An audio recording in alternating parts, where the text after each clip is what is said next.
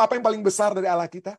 Yohanes 3:16. Karena begitu besar, kalau bahasa Ibrani itu jadi gadol. Begitu besar kasih Allah. Sehingga supaya setiap orang, semua umat manusia yang percaya tidak binasa, melainkan beroleh hidup yang kekal. Tidak heran, kembali kita baca kembali 2 Petrus 3:9. Tuhan tidak lalai menepati janjinya. Sekalipun ada orang yang menganggapnya sebagai kelalaian. Tetapi ia sabar terhadap kamu karena ia menghendaki supaya jangan ada yang binasa. Melainkan supaya semua orang berbalik dan bertobat. Itulah kebesaran Allah kita. Itulah hal yang terbesar yang dapat kita lihat dari dalam kitab Yunus. Bukan ikan yang besar, bukan kemarahan Yunus yang besar, tetapi kasih Allah yang besar. Baik kepada orang Niniwe maupun kepada orang-orang Israel, kepada Yunus. Ya, baik kepada kita semua yang ada pada saat ini. Pengorbanan apa? Pertanyaannya, pengorbanan apakah yang Allah minta Anda buat atau siap untuk lakukan dalam hubungan dengan membagikan kasih-Nya kepada orang lain? Ya, pengorbanan apa? Bagaimanakah Anda harus percaya bahwa Dia akan memenuhi janjinya untuk memperkaya hidup Anda melalui pengorbanan? Ya. Jadi ada hal-hal yang tentu saya tidak dapat kita nilai dengan banyaknya uang atau tingginya posisi, ya, yang dapat kita miliki. Dan kita bisa melihat justru pada saat kita berada dalam kekurangan, pengeluaran yang besar, entah perasaan yang berkurang ataupun keuangan yang berkurang, tapi justru di situ kebahagiaan surga dapat menjadi bagian kita. Inilah seharusnya yang dapat menjadi pelajaran kita. Anyway, kita akan mempelajari di sini bagaimana Yunus seperti tadi dikatakan, walaupun dia sudah diselamatkan, walaupun dia sudah bersyukur atas keselamatan Tuhan, tapi kita bisa melihat tetap saja dia masih sebagai manusia yang berdosa. Dapat menjadi orang-orang seperti saudara dan saya, yang memiliki keengganan, prejudis, prasangka, tidak mau berkorban, tidak mau bersuka cita melihat jiwa-jiwa. Itu dapat terjadi kepada Yunus, telah terjadi kepada Yunus, dan dapat terjadi kepada kita. Mari kita lihat. Tidak beda jauh sesungguhnya antara dosa Yunus dengan dosa orang-orang di Niniwe. Ya. Kita melihat bagaimana ya. Yunus 1 ayat 2-3 katakan apa? Bangunlah, pergilah ke Niniwe, kota yang besar itu. Tetapi Yunus bersiap untuk melarikan diri ke Tarsis, jauh dari hadapan Tuhan. Jadi sebenarnya kata bangun dan bersiap itu satu kata dari bahasa Ibrani yang sama, ya, kum. Ya, jadi bangunlah, pergilah ke kota Niniwe yang besar itu. Tetapi Yunus bangun untuk melarikan diri. Jadi bangun untuk apa? Untuk melarikan diri. Bukan hanya, saya katakan mungkin bukan hanya dia pikir bagi orang Israel, itu Tuhan itu hanya untuk bagi orang Israel, ya. Tapi Tuhan kan bisa di mana saja. Tapi mungkin bagi Yunus bukan pemandangan seperti itu. Mungkin bagi Yunus kalau dia berada dalam satu geografis yang jauh daripada tempat di mana dia harus pergi, yang berlawanan ya ke Tarsis kan 2.500 mile, kita sudah pelajari tadi malam. Sedangkan ke Niniwe itu cuma 550 mile ya. Tapi dia pikir kalau dia geografi jauh ya udah untuk dapat kembali melakukan pekerjaan itu mungkin sudah tidak. Itulah dia menolak kan. Nah, dia menolak untuk melakukan kehendak Tuhan. Nah, mungkin Anda bertanya, loh pendeta, kalau dia melarikan diri, tidak mau melakukan misi, apa itu berdosa? Kenapa pendeta tulis dosa daripada Yunus ya? Kenapa? Dia kan diminta oleh Tuhan, ya, dipercayakan oleh Tuhan untuk menjalankan misi, dan dia melarikan diri dari kepercayaan tersebut. Dia melarikan diri dari satu hubungan dengan Tuhan. Dia mau apa? Jauh, dikatakan 2 kali dalam ayat-ayat ini ya. Dia berlari jauh dari hadapan Tuhan. Orang yang jauh dari hadapan Tuhan itu atau melarikan diri jauh dari hadapan Tuhan adalah orang berdosa. Ada ayatnya, oh ya kita sudah sering pelajari ya ayatnya. Roma 14 ayat 23. Dan segala sesuatu yang tidak berdasarkan iman, yang tidak berdasarkan percaya, yang tidak mau percaya kepada Tuhan, yang tidak mau berhubungan dengan Tuhan, adalah dosa. Itulah sebabnya Yunus berdosa. Ya. Tidak ada seorang yang tidak berdosa, termasuk Yunus, termasuk kita. Oh, orang Niniwe, tentu kita sudah tahu dosanya ya. Dikatakan apa? Bagaimana kejahatannya. Mereka betul-betul jahat, orang-orang Niniwe. Kejahatannya memang dikatakan begitu jahatnya. Seberapa jahatnya? Mungkin itu pertanyaannya.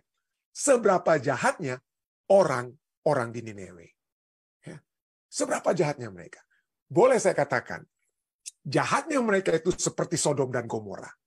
Mungkin Anda katakan, pendeta, kenapa mereka kok bisa bertobat pada akhirnya? Betul. kejahatan mereka itu adalah seperti orang Sodom dan Gomora. Mereka akan ditunggang balikan. Itulah pekabaran Yunus. Karena kejahatan mereka, Yunus katakan apa? 40 hari lagi, maka Nineve akan ditunggang balikan. Kejahatan orang-orang di Nineve seperti Sodom dan Gomora. Apa buktinya? Kata ditunggang balikan. Kata ditunggang balikan adalah kata yang dikatakan sama pada saat kota Sodom dan Gomora ditunggang balikan oleh Allah. Artinya mereka sudah siap untuk dibakar. Kalau mereka tidak bertobat di Nineve, mereka dalam 40 hari ke depan akan dibakar seperti Sodom dan Gomora. Ya. Kejadian 19:24-25 katakan, kemudian Tuhan menurunkan hujan belerang dan api atas Sodom dan Gomora, dan ditunggang balikannya lah kota-kota itu. Berdosa sekali mereka, saudara.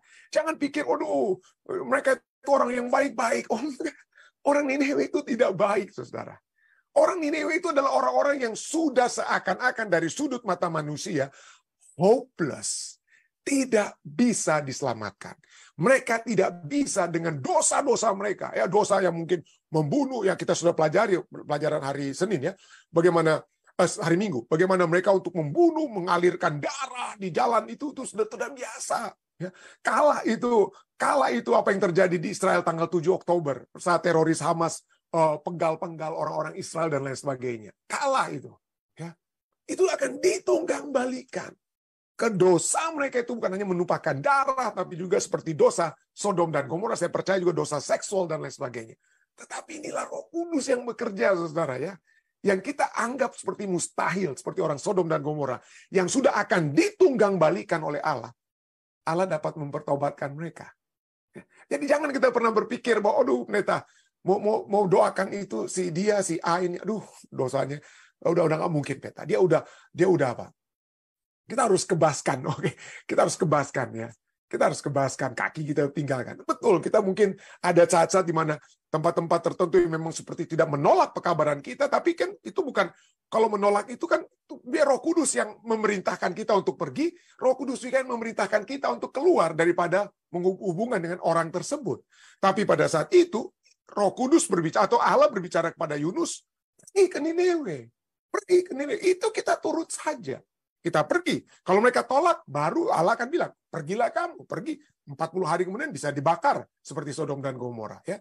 Tapi Tuhan yang memerintah. Jangan kita yang dengan pikiran kita sendiri, kita harus bilang, oke, saya sudah pergi pendeta. Oh, saya lihat, saya menurut pemikiran saya menurut penilaian saya, ini orang-orang ini sudah nggak mungkin untuk dapat ditobatkan. Udah, saya pergi aja pendeta ya. Itu urusan Tuhan. Tuhan yang akan bilang pada kita, kapan kita datangnya, kapan kita perginya. Tapi itulah ya. Kita melihat walaupun dosa mereka ada, tapi kita melihat ada pertobatan Yunus dan juga pertobatan apa? Nineve. Ya. Setelah 3 hari di perut ikan, Yunus 9 katakan apa? Tetapi aku dengan ucapan syukur akan kupersembahkan korban kepadamu, apa yang kunatsarkan akan kubayar. Keselamatan adalah dari Tuhan. Di dalam perut ikan dia berdoa. Setelah 3 hari, dia kemudian berdoa, dan setelah doanya ini, di ayat ke-10 yang kita sudah baca tadi, dia dimuntahkan oleh ikan besar tersebut. Ya. Jadi dia berdoanya itu di hari ketiga. Mungkin hari pertama, kedua dia masih merenung-renungkan begitu ya, masih bergumul. Hari ketiga dia baru apa? Baru dalam tanda kutip bertobat, yang berdoa untuk minta pertolongan Tuhan. Ya.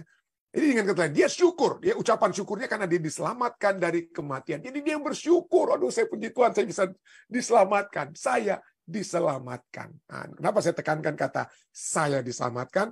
Karena dalam menjalankan misi, kita bukan hanya fokus kepada saya yang sudah diselamatkan. Bagaimana dengan orang lain? Bagaimana dengan orang lain?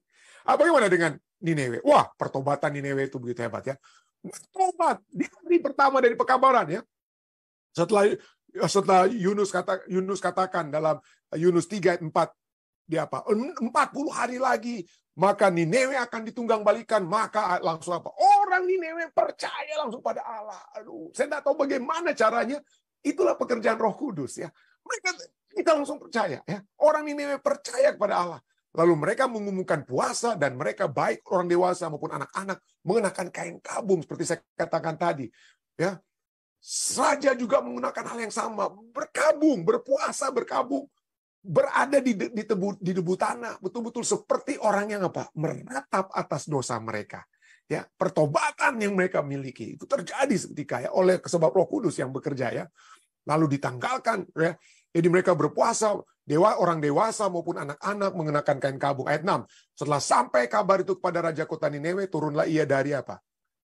Turunlah ia dari singgasananya, ditanggalkannya jubahnya, diselubungkannya kain kabung, lalu duduklah ia di abu. Apa yang terjadi kemudian di ayat ke-7? Maka bersukacitalah Yunus karena pekabarannya telah diterima oleh orang Nineve. Apa itu? Apa itu yang terjadi kepada Yunus? Apakah dia bersukacita atas jiwa-jiwa yang bertobat ini? Ya, dia diselamatkan, dan apakah dia juga turut bergembira saat orang-orang Nineve ini bertobat seperti itu?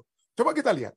Apakah di dalam khotbah Yunus ada kata permohonan supaya mereka bertobat? Tidak ada ya. Mulailah Yunus masuk ke dalam kota itu sehari perjalanan jauhnya. Lalu berseru, 40 hari lagi maka Nineve akan ditunggang balikan. Dia pindah ke tempat-tempat lain untuk bicara yang sama. Tidak ada dikatakan, bertobatlah kamu karena 40 hari lagi kamu akan apa? Binasa kalau kamu tidak bertobat. Tolong bertobatlah kamu. Apa itu Yunus katakan? Sama sekali tidak. Ya, sama sekali tidak. Nah pertanyaannya, kenapa? Kenapa Yunus tidak mau mereka bertobat? Dan kenapa kemudian dia marah pada saat mereka bertobat? Kenapa dia harus marah? Kalau kita baca nanti di Fatsal keempat ya. Kita lihat di sini. Kalau kita mempelajari kitab Yunus itu sebenarnya dibagi dari dua peristiwa yang hampir bersamaan. Ya, peristiwa yang hampir bersamaan ada apa? Ada ancaman kematian. Dan ada ancaman kematian dan ada kelepasan. Ada ancaman kematian dan ada kelepasan. Jadi dua peristiwa yang sama yang pada saat itu dijalani oleh Yunus. Apa itu? Mari kita lihat. Menarik sekali. Garis besar kitab Yunus, yaitu Yunus 1 dan 2 itu adalah kisah pertama. Ada ancaman kematian, ada kematian dapat terjadi, dan ada keselamatan. Ya. Misalnya, ya, kita lihat bagaimana Yunus 1 ayat 2 katakan apa? Datanglah firman Tuhan pada Yunus bin Amitai. Demikian. Bangunlah, pergilah ke Nineve. Sama-sama apa? Datanglah atau bangunlah itu satu kata yang sama ya. Tadi kita sudah pelajari. Ke Nineve, kota yang besar itu. Ya. Berserulah kepada mereka karena kejahatannya telah sampai kepadaku. Jadi pertama kita lihat di kisah yang pertama, dia bertemu dengan pelaut dan kapten kapal kafir. Ya, dia tidak langsung pergi ke Nineve. Dia mau lari kan ke Tarsus. Dan kita tahu apa kisahnya pada saat di dalam kapal yang menuju ke Tarsus tersebut. Badai yang besar. Hampir tenggelam mereka, hampir mati mereka. Hampir mati mereka. Tapi kemudian apa? Selamat ya, selamat. Ini kita lihat, itu di Yunus 1 dan 2 kita bisa lihat. Lalu kita lihat, Yunus 3 dan 4 juga dimulaikan dengan hal yang sama. Dimulaikan juga dengan kata-kata yang sama. Itulah sebabnya saya katakan kitab Yunus itu dibagi dua. Dan dua-duanya adalah peristiwa yang pertama itu sudah Yunus saksikan, peristiwa keselamatan.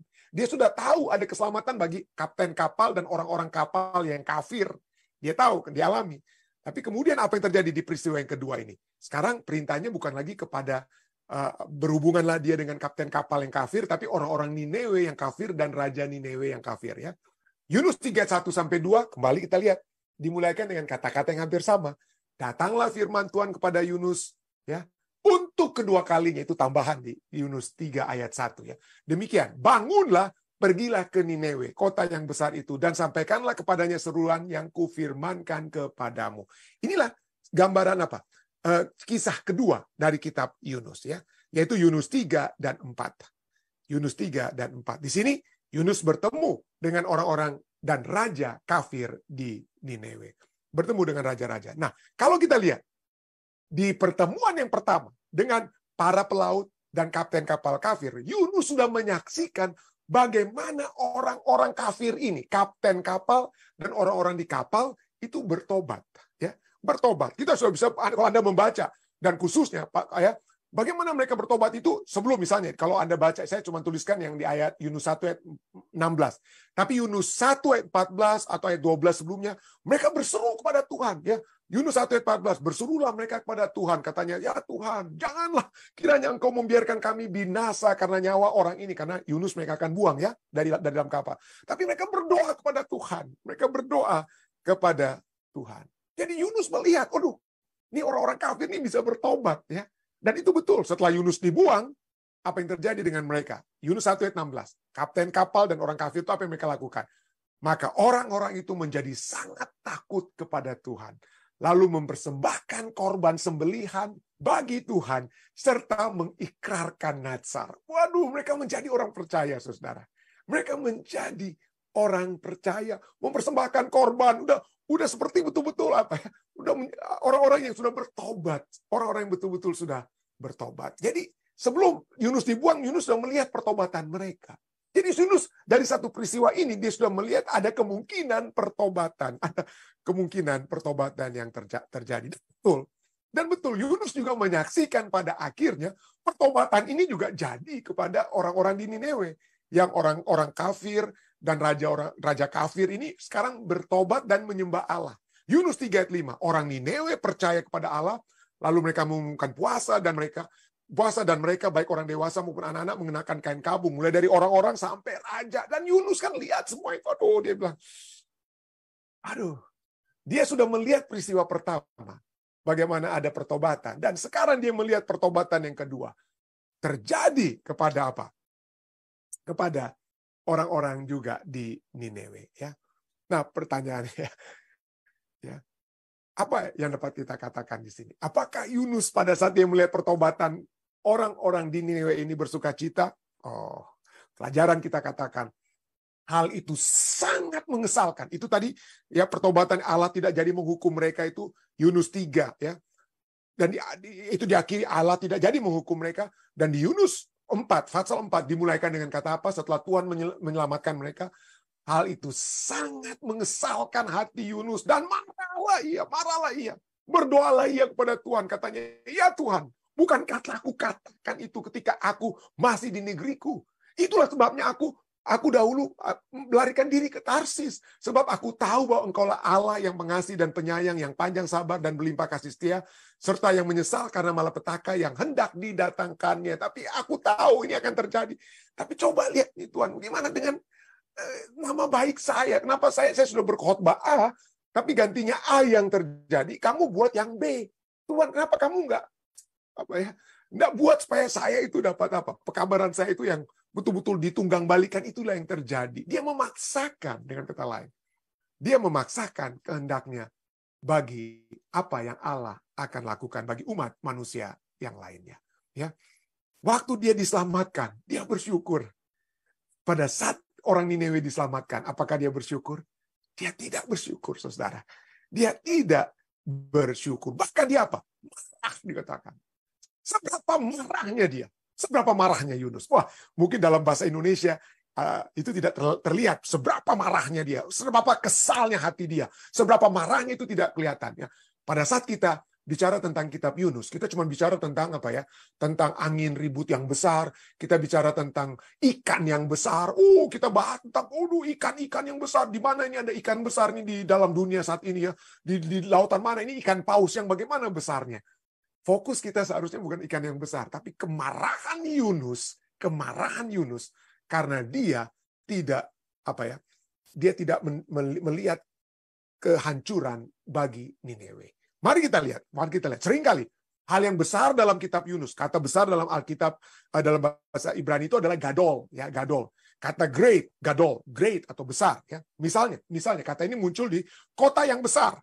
Yunus 1 ayat 2. Bangunlah, pergilah ke Niniwe, kota yang gadol itu. Oke? Jadi Niniwe kota yang apa? Gadol, besar. Apalagi yang besar? Niniwe kota besar. Wah, ini yang kedua ini ya. Badai yang besar. Yunus 1 ayat 4. Tetapi Tuhan menurunkan angin ribut ke laut, lalu terjadilah badai gadol, besar. Wah, itu sering kali itu. Oke, mungkin kita sering tidak fokus pada Niniwe kota besar, badai yang besar. Seringkali kita hanya fokus kepada apa? Ikan yang besar. Ini seperti saya katakan tadi ya. Yunus 1 ayat 17. Maka atas penentuan Tuhan datanglah seekor ikan besar, gadol, ya. Ikan yang gadol yang menelan Yunus, dan Yunus tinggal di dalam perut ikan itu 3 hari 3 malam lamanya. Tapi sesungguhnya kisah Yunus itu bukan tentang ikan yang besar. Itu hanya seperti footnotes, tapi ya untuk kisah anak-anak itu yang kita agung-agungkan gitu, ikan yang besar. Tapi ada kedua terbesar, ada yang paling besar, nanti kita akan lihat.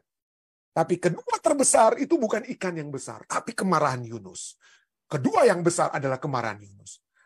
Di mana itu ayatnya, pendeta? Ini sayang sekali ya.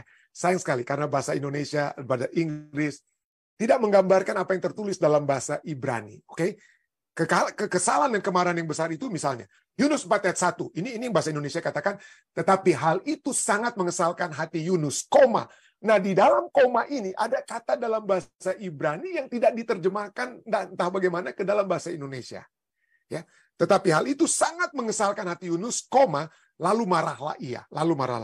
Di dalam bahasa Inggris, Jonah, di New King James Version juga tidak ada. But it displeased Jonah exceedingly, and he became angry. Dia apa? Seperti hampir sama dengan bahasa Indonesia. Tetapi kalau Anda membaca dari bahasa aslinya, yang kemudian kalau Anda juga baca di Young Literal Translation. Young Literal Translation adalah translation kata demi kata.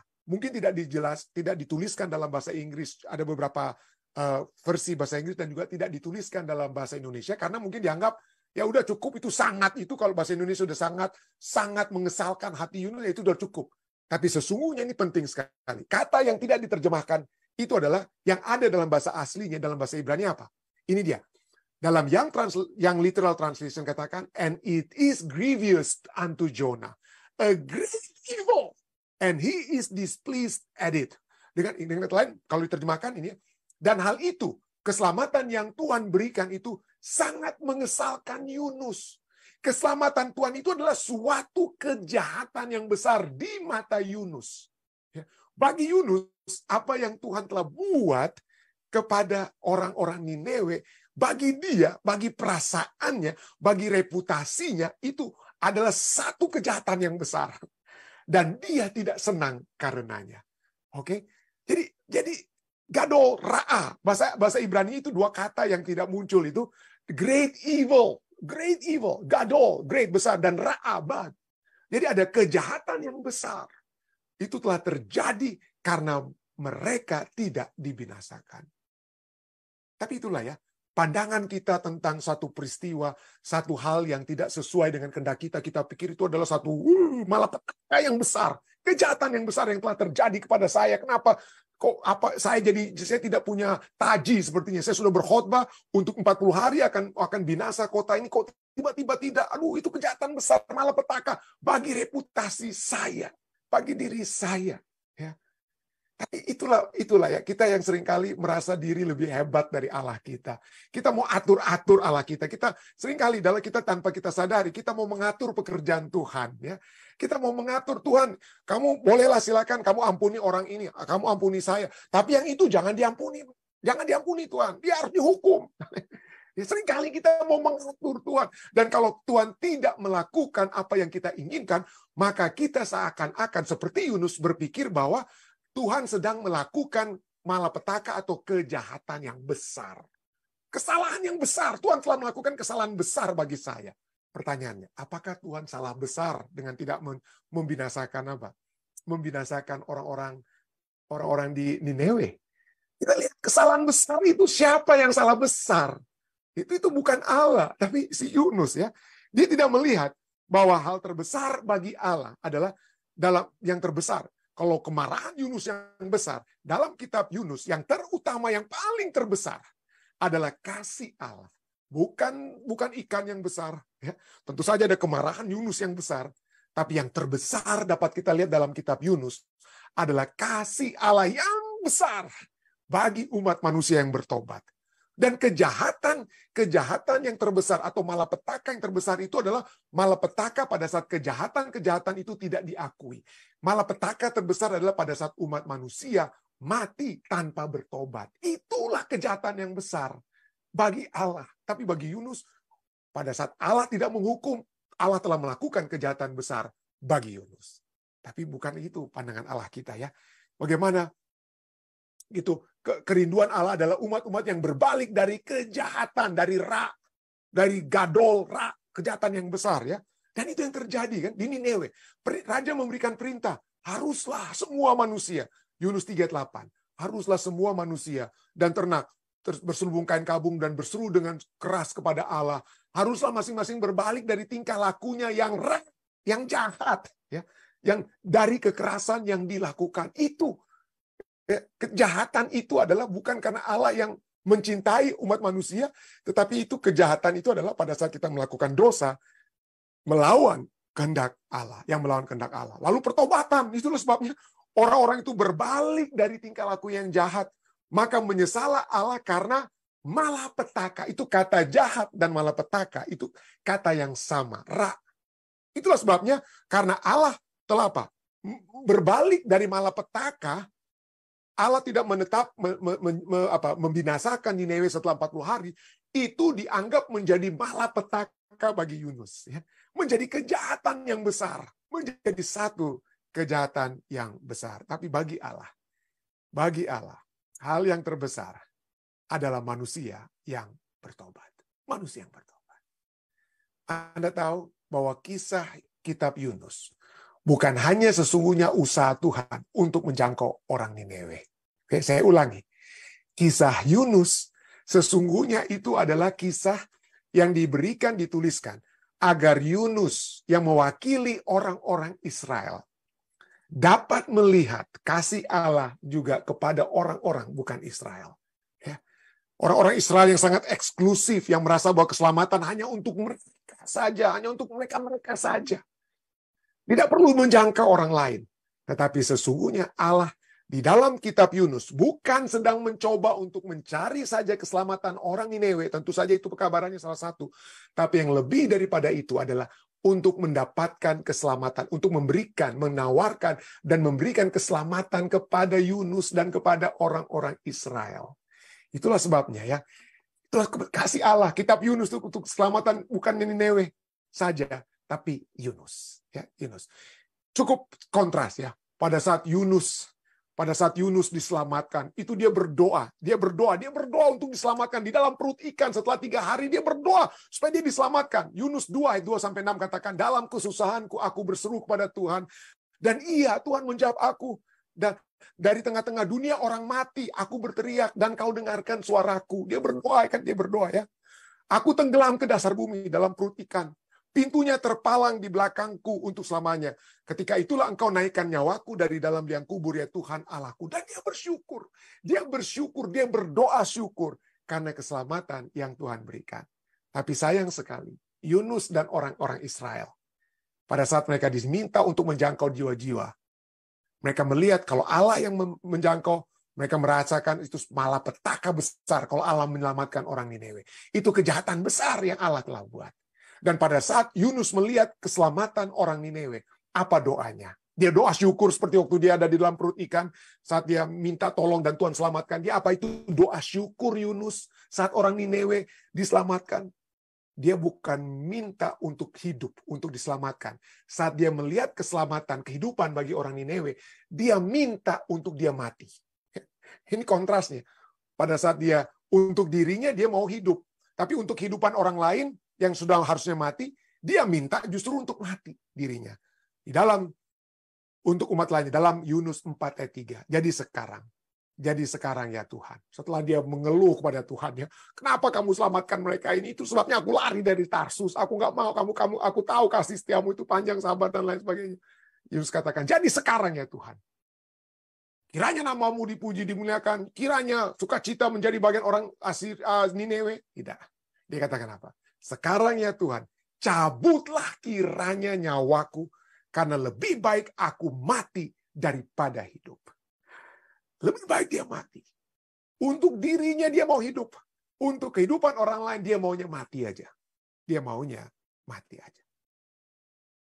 Allah katakan kepada Yunus, bagaimana tidak aku sayang kepada Niniwe. Kebesaran Tuhan ya. Bagaimana tidak aku akan sayang kepada Niniwe, kota yang besar itu yang berpenduduk lebih dari 120.000 orang, yang semuanya tak tahu membedakan tangan kanan dari tangan kiri dengan ternaknya yang banyak. Artinya kejahatan Allah yang terbesar itu kalau Allah tidak menyelamatkan. Tapi karena begitu besar apa yang paling besar dari Allah kita? Yohanes 3:16. Karena begitu besar, kalau bahasa Ibrani itu jadi gadol. Begitu besar kasih Allah. Sehingga supaya setiap orang, semua umat manusia yang percaya tidak binasa, melainkan beroleh hidup yang kekal. Tidak heran, kembali kita baca kembali 2 Petrus 3 ayat 9. Tuhan tidak lalai menepati janjinya. Sekalipun ada orang yang menganggapnya sebagai kelalaian. Tetapi ia sabar terhadap kamu karena ia mengendaki supaya jangan ada yang binasa. Melainkan supaya semua orang berbalik dan bertobat. Itulah kebesaran Allah kita. Itulah hal yang terbesar yang dapat kita lihat dari dalam kitab Yunus. Bukan ikan yang besar, bukan kemarahan Yunus yang besar, tetapi kasih Allah yang besar. Baik kepada orang Nineve maupun kepada orang-orang Israel, kepada Yunus. Ya, baik kepada kita semua yang ada pada saat ini. Kiranya kita melihat kasih Allah yang besar ini terus-menerus dari kisah Yunus yang kita sudah pelajari. Saya bawa ini dalam nama Yesus. Amin.